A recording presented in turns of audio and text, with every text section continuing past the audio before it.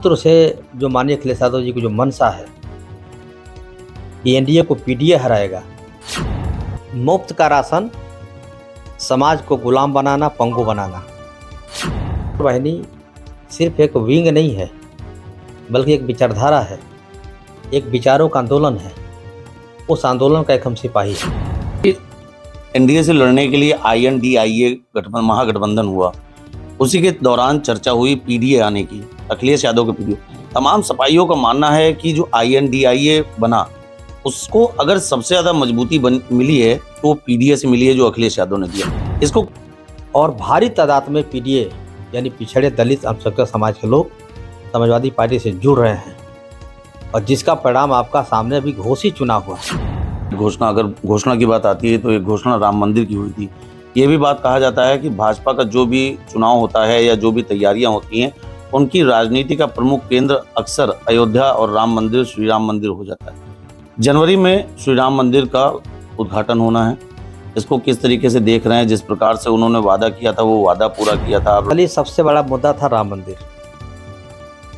जो कोर्ट का आदेश पर बनना शुरू हो गया, उद्घाटन भी हो जाएगा। इनका मुद्दा खत्म हो गया, कोई हमारा मतभेद नहीं है, लेकिन हमारी जो लड़ाई है सामाजिक न्याय की।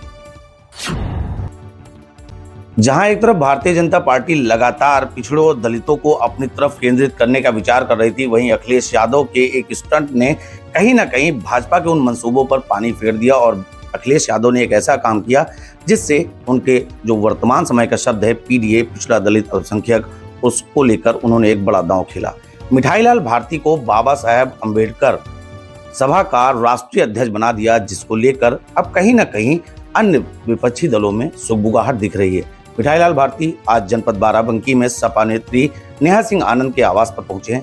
इससे चर्चा करेंगे, देखते हैं कि किस प्रकार से वो समाजवादी विचारधारा के साथ साथ अम्बेडकरवादी विचारधारा को आगे लेकर भाजपा के गढ़ में एक बार फिर से साइकिल दौड़ाने का प्रयास करेंगे। मिठाईलाल भारती जी, बहुत बहुत स्वागत है आपका। धन्यवाद। आज बाराबंकी आए हैं, किस तरीके से देख रहे हैं, क्या कुछ महसूस कर रहे हैं?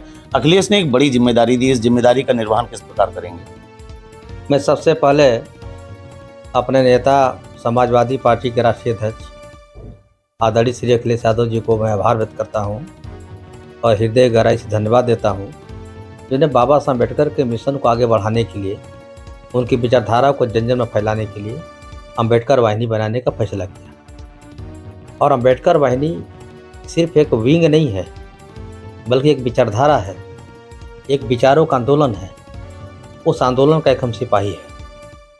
और अम्बेडकर वाहिनी निश्चित रूप से जो माननीय अखिलेश यादव जी की जो मंशा है कि एनडीए को पीडीए हराएगा, उसमें अम्बेडकर वाहिनी पूरी जी जान लग करके, क्योंकि अम्बेडकर वाहिनी पीडीए से अलग नहीं है, उसी का एक पार्ट है, हिस्सा है। और हम लोगों ने पूरी तैयारी कर लिया है कि अम्बेडकर वाहिनी हमारी ज़मीनी स्तर पर पोलिंग बूथ कमेटी का भी गठन करेंगे। हर पोलिंग बूथों पर दलित समाज का, बहुजन समाज की एक आवाज़ आएगी कि समाजवादी पार्टी हमारी पार्टी है। समाजवादी पार्टी को मजबूत करना हमारी जिम्मेदारी है। हर पोलिंग बूथों पर एक आवाज़ आएगी और निश्चित रूप से एनडीए को हराने के लिए समाजवादी पार्टी के साथ एक सार्थक पहल होगी, जो 2024 में भारतीय जनता पार्टी को हटाने में हम लोग सक्षम साबित होंगे। जयलाल जी, एनडीए से लड़ने के लिए INDIA महागठबंधन हुआ, उसी के दौरान चर्चा हुई पीडीए आने की, अखिलेश यादव के पीडीए। तमाम सपाइयों का मानना है कि जो INDIA बना उसको अगर सबसे ज्यादा मजबूती मिली है तो वो पीडीए से मिली है जो अखिलेश यादव ने दिया। इसको किस तरीके से देखते हैं कि महागठबंधन को क्या अखिलेश के साथ और अखिलेश को ज्यादा से ज्यादा सीटें देनी चाहिए? पीडीए एक बहुत बड़ी फौज है, पीडीए बहुत बड़ी ताकत है। पीडीए की इतनी बड़ी तादाद है जिसके बदौलत आज इनकी सरकार चल रही है। माननीय अखिलेश यादव जी ने विधानसभा सत्र के दौरान पिछले साल कहा था कि माननीय योगी जी, जिस दिन बहुजन समाज आपका साथ छोड़ देगा आपका पता नहीं चलेगा।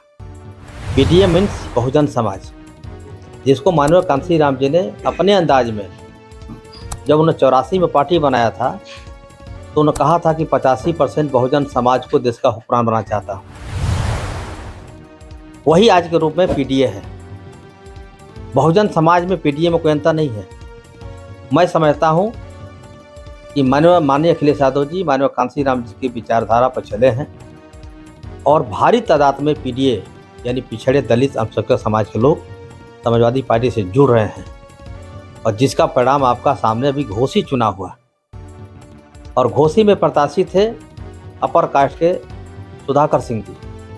वहाँ पिछड़े दलित समाज के लोगों ने एक तरफा वोट किया और दलित समाज का तो मैं विशेष आभारी हूँ जिन्होंने माननीय अखिलेश यादव जी पर भरोसा किया।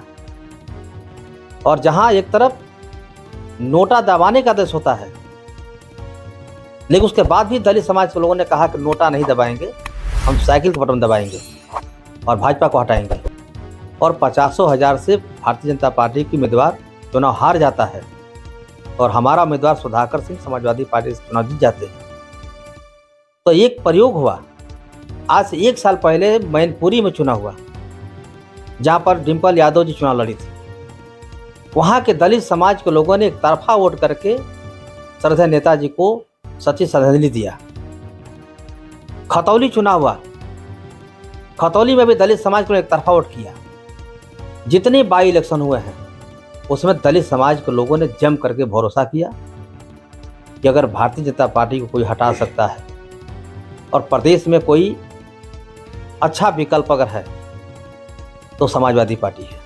अच्छा मिठाईलाल जी, यहाँ पर तमाम राजनीतिक विश्लेषकों का, तमाम वरिष्ठ पत्रकारों का यह मानना है जो दलित समुदाय के लोग हैं जिन और खासकर जो भाजपा की एक योजना चल रही है घर घर राशन वाली और तमाम लोगों को राशन पहुंचा रहे हैं, मुफ्त राशन योजना, तो तमाम राजनीतिक दिग्गजों का ये भी मानना है कि जो ये योजना है इससे कहीं ना कहीं बहुत ज़्यादा उनको फ़ायदा पहुंच रहा है और लगता है उनका जो ये मानना है कि उसी के कारण से भाजपा का ये जो वोटों का आधार है, क्योंकि ये एकजुट होकर जिधर का वोट जाता है, इसको किस तरीके से देखते हैं? क्या भाजपा जो ये प्रयास कर रही है लोगों को राशन घर घर पहुंचा रही है, इसको किस तरीके से आप देख रहे हैं? मुफ्त का राशन समाज को गुलाम बनाना, पंगु बनाना, पहले तो लोग नहीं समझ पाए। 2022 के चुनाव में शायद हम लोगों से भी चूक हुई, यानी हमारी पार्टी की तरफ से कहीं ना कहीं चूक हुई कि हम समझा नहीं पाए। लेकिन 2022 का चुनाव बीतने के बाद जिस तरह आप पूछ रहे हैं, ये चर्चा का विषय बना कि मुफ्त का राशन भी काफ़ी नुकसान किया है, जिसके आधार पर हमारी पार्टी का जो संगठन है, चाहे पोलिंग बूथ कमेटी हो, सेक्टर कमेटी हो, चाहे विधानसभा कमेटी हो, अब गांव-गांव में कार्यक्रम शुरू हो गए और खासतौर से जो अम्बेडकर वाहिनी का जो संगठन है, ये पहल करना शुरू किया है कि मुफ्त का राशन गुलाम बनाना, पंगु बनाना। जबकि यह कमेरा समाज है, ये बहुजन समाज जो दबे कुचला पिछड़ा दलित समाज जो बहुजन समाज है, ये कमेरा समाज है, यानी काम करने वाला समाज है। ये 24 घंटा काम करता है, चाहे जाड़ा हो, गर्मी हो, बरसात हो। ये श्रमिक समाज है। ये समझ नहीं पाया कि भारतीय जनता पार्टी मुफ्त का राशन क्यों देती है। अब काफ़ी जागरूकता आई है, जिनको अब 2024 के जब चुनाव आएगा तो पता चलेगा कि मुफ्त का राशन देकर वोट लेना चाहते हो। माननीय कांसी राम जी कहते थे कि न बिकने वाला समाज बनाऊंगा, बिकाऊ समाज को टिकाऊ बनाऊंगा और टिकाऊ बनाकर बहुजन समाज को हुक्मरान बनाऊंगा। ये लोगों को 2022 के चुनाव में ऐसा सबको लग रहा था कि अखिलेश यादव जी सरकार बनाने जा रहे हैं, समाजवादी पार्टी की सरकार होगी। जब सरकार नहीं बनी तो बहुत बड़ा धोखा हुआ और धोखा इस बार इतना बड़ा धोखा हुआ कि मतदाता सूची से नाम तक काटे गए और 1-2% नहीं, करीब 8 से 9% वोट काटे गए हैं मतदाता सूची से जो समाजवादी समर्थक थे और हमारी हार हुई 6% से। अगर मतदाता सूची में 8-9% वोट हमारा रह गया होता तो हमारी सरकार होती। तो आरएसएस भारतीय जनता पार्टी की सरकार ने बड़ी चाल किया और हमको छल किया, हमारे साथ धोखा हो गया। लेकिन अब हम धोखा खाने को तैयार नहीं है। 2024 की हमारी तैयारी चल रही है। अब कोई मुफ्त का राशन नहीं लेगा, फ्री का राशन नहीं लेगा, ले भी लेगा तो वोट भाजपा को हटाने के लिए देगा, संविधान को बचाने के लिए देगा, आरक्षण को बचाने के लिए देगा, लोकतंत्र की रक्षा के लिए वोट देगा। और जिन्होंने बेरोजगारों को धोखा दिया, तमाम पढ़े लिखे लोग, लड़के नौजवान आज 5,000 रुपये के लिए तरस रहे हैं। ये भाजपा की सरकार ने कहा था, घोषणा किया था 2014 के इलेक्शन से पहले कि हमारी सरकार बनेगी तो प्रत्येक साल 2 करोड़ नौकरी देंगे। न जाने बहुत घोषणा किया था। अच्छा मिठाई लाल जी, एक घोषणा, अगर घोषणा की बात आती है तो एक घोषणा राम मंदिर की हुई थी। ये भी बात कहा जाता है कि भाजपा का जो भी चुनाव होता है या जो भी तैयारियां होती हैं, उनकी राजनीति का प्रमुख केंद्र अक्सर अयोध्या और राम मंदिर, श्री राम मंदिर हो जाता है। जनवरी में श्री राम मंदिर का उद्घाटन होना है। इसको किस तरीके से देख रहे हैं? जिस प्रकार से उन्होंने वादा किया था वो वादा पूरा किया था, अब राम मंदिर बनकर तैयार।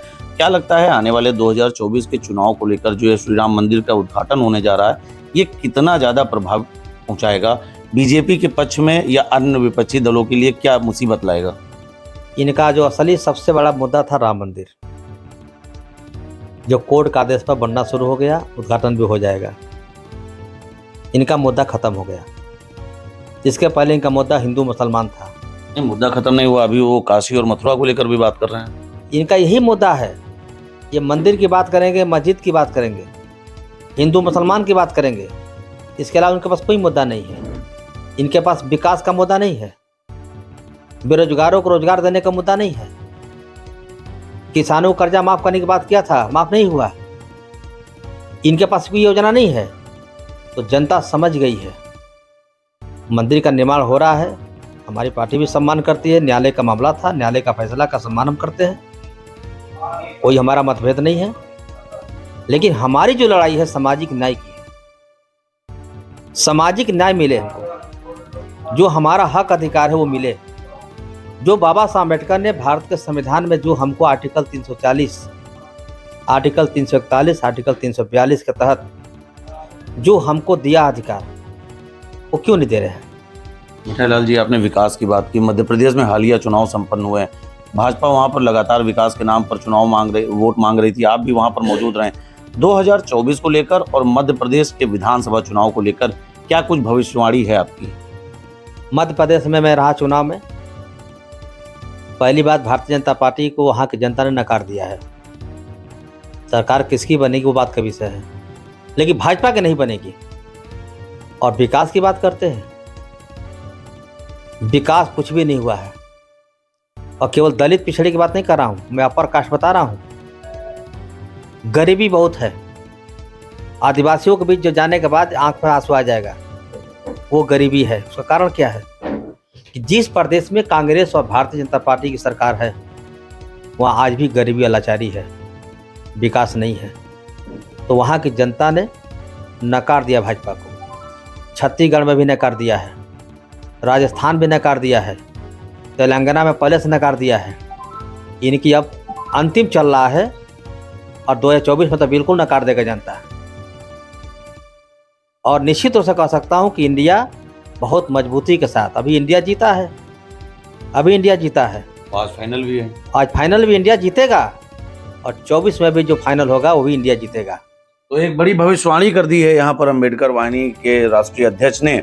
तमाम बातें बताई, भारतीय जनता पार्टी के तमाम बड़े चेहरों को उन्होंने घेरा भी और साफ तौर पर उनका कहना है कि 2024 में इंडिया ही जीतेगा। हालांकि उन्होंने ये तंज भाजपा को लेकर कसा है, लेकिन उसका प्रमुख केंद्र आज के मैच के आसपास केंद्रित रहा। एक बड़ी बात उन्होंने यहाँ कही है कि जो भारतीय जनता पार्टी की मुफ्त राशन योजना है, ये कहीं ना कहीं दलित समाज को पंगु बनाने की है। देखने वाली बात होती है कि इनके इस बयान का कितना कुछ असर राष्ट्रीय स्तर और प्रदेश स्तर पर जाता है। हालांकि अभी आने वाले समय में जो होने वाले चुनाव हैं, उसको लेकर तमाम राजनीतिक दलों में काफी ज्यादा गहमा गहमी चल रही है। बाराबंकी से द कैमरा 199 के लिए नीतीश मिश्रा।